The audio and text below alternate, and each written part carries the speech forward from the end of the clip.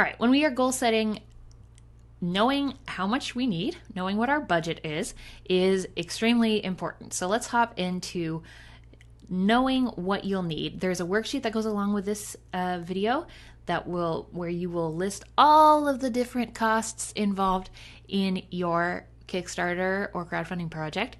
And I encourage you to take that out and just start listing, because you don't want anything to sneak up on you. Something will sneak up on you, but you want to avoid it as much as possible. So let's think. How much do you need to budget for all of these things? This is what we're going to go over right now. First of all, the cost of producing your art. Think about all of the different things that you're going to have to spend money on as soon as this project is in production. First of all, hiring people. Who are you going to be hiring? Are you hiring people to make art for you? Are you hiring people to make music for you? Are you hiring people to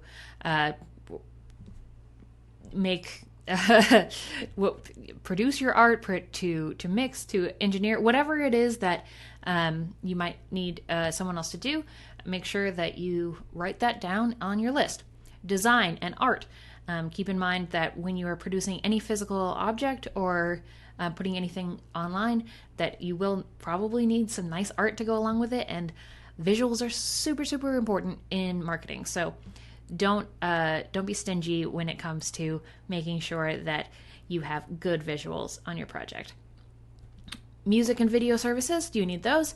How much are those going to cost? Go ahead, do the research right now. Go find some really good people to hire.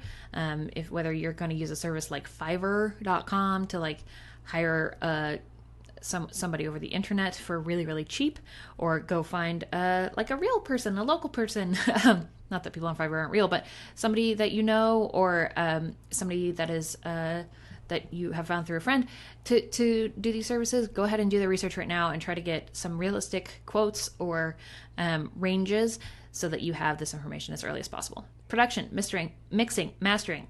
Get that information as well. Try to get a couple different rates if you can. Try to ask around. It's never a bad idea to ask other folks, because the first rate you get might be much, much higher or much, much lower than what is standard.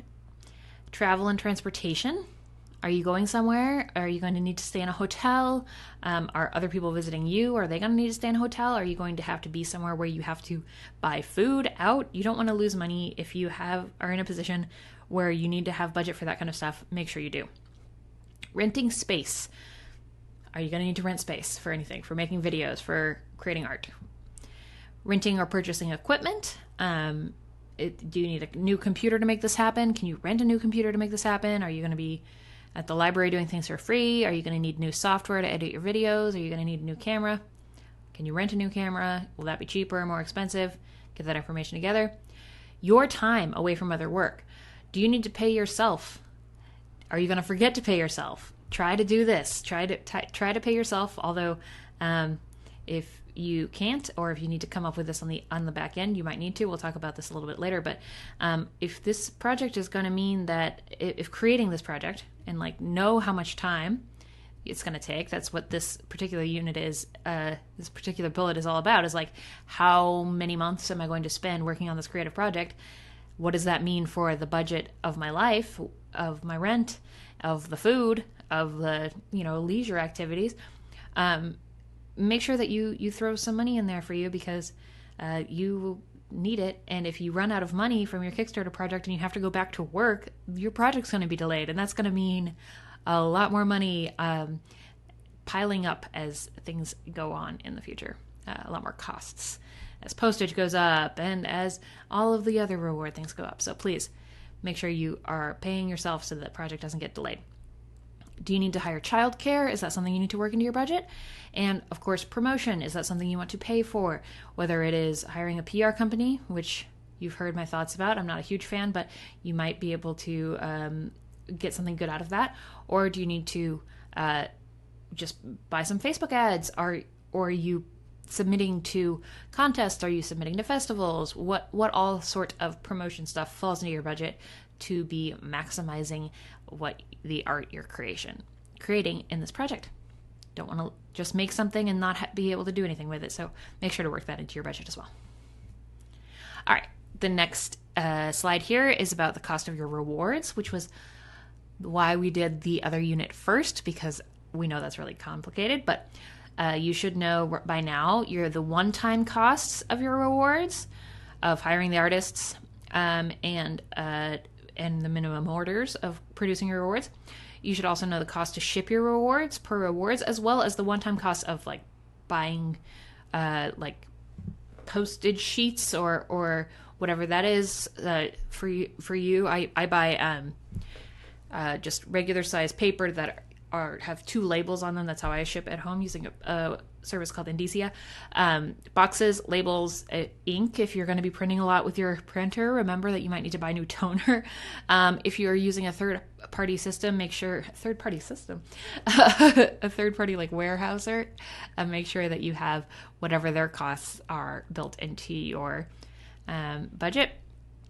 And then the cost per item, we're going to throw this into our budget worksheet in a second, but know how much it costs, all of the stuff that isn't going to fit into your one-time cost. If you have things that you're buying one at a time, like, for example, t-shirts that you aren't buying in bulk, then know what those are so that we can plug that into our fun worksheet, which is coming up soon. Oh, boy. The other big cost that is going to eat up some money on top of your project creation budget is fees.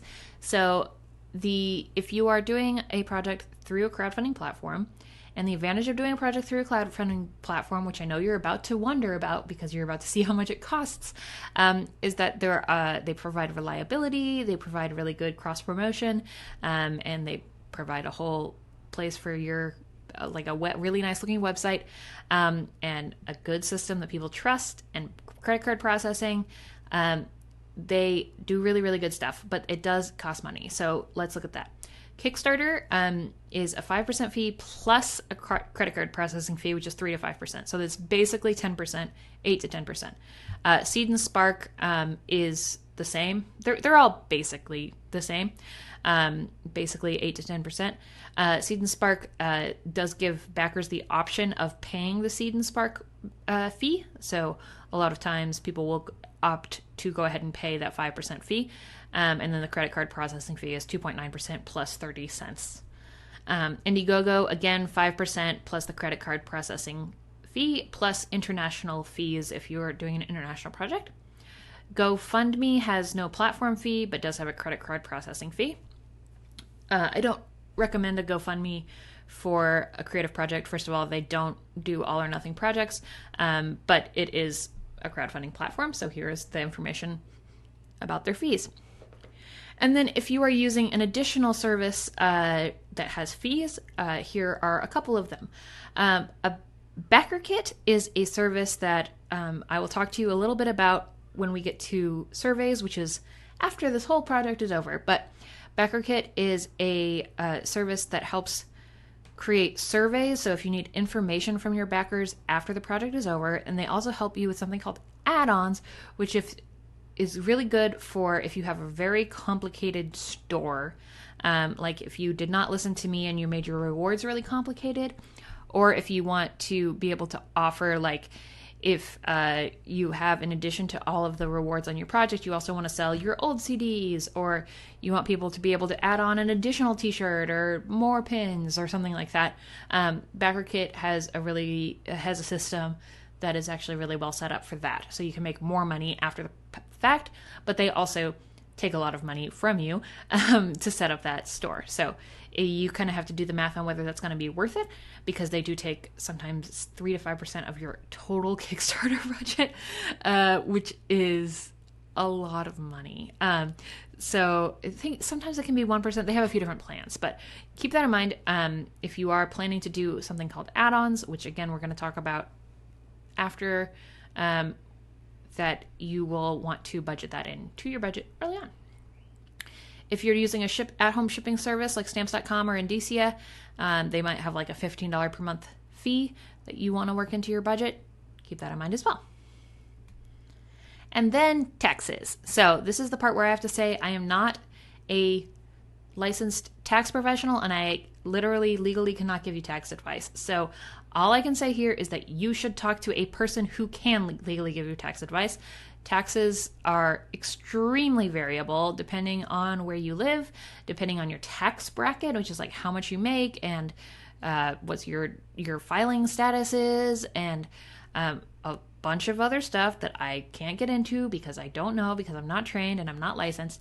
Your tax, the amount of tax that you pay on the 1099 that you get from Kickstarter could be anything from question mark up to literally 50%. So you should find out this information. You should talk to a tax professional. You should do some research and start thinking about that as early as possible. I will, this is something that you don't want to be surprised by at the end of the year when you have done this whole project and you're like, okay, I'm great, and all the money's gone, and now I owe blank amount of money to the government, because this is money you are directly getting, so it could count as income that is taxable.